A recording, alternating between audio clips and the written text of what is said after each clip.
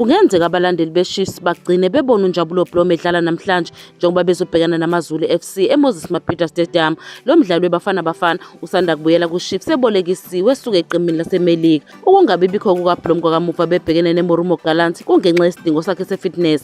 Lo mdlalo weChiefs osemusha ubenesikhathi esincane sokudlala ku-MLS lapha akuthola kunzima khona ukuthola indawo yokuqala ngemuva kokushintsha kwethimba labaqeqeshi. Nokho besebenza kanzima ukuze azivuselele futhi manje usekulungele ukufaka isandla kuChiefs. Umqeqeshi weChiefs uNasruddin Nabi utshele SABC Sport ngemuva komdlalo neGallants ukuthi lo mdlalo oneminyaka engu-24 budala ubengakakulungeli ukuqhudelana. Akubona bonke abadlali abalungile ikakhulukazi abasha abafana noBlom, kusho uNabi. Ngakho-ke udinga ukulungiswa okwengeziwe, kodwa ngijabule kakhulu ngokusayiniswa kukaBlom. Ngibonga kakhulu ekomidini labaphathi. Ungumdlalo omkhulu kodwa kumele ngimvikele ngoba akekho 100%, kodwa ngibheke ngabovu ukubona uBlom eqala imidlalo eqembini. uNabi ubelangazelela ukusebenzisa ulwazi lukaBlom nokuguquguquka maphakathi nenkundla. Emidlalweni odlule uNabi uqoka usamkelozwane noYusuf Mathi maphakathi nenkundla, uMduduzi Shabalala edlala indawo esezingeni eliphezulu. Ukubuya kukaBlom kunikeza uNabi enye inketho namandla okubumba kabusha inkundla maphakathi nendawo. Umdlalo namaZulu FC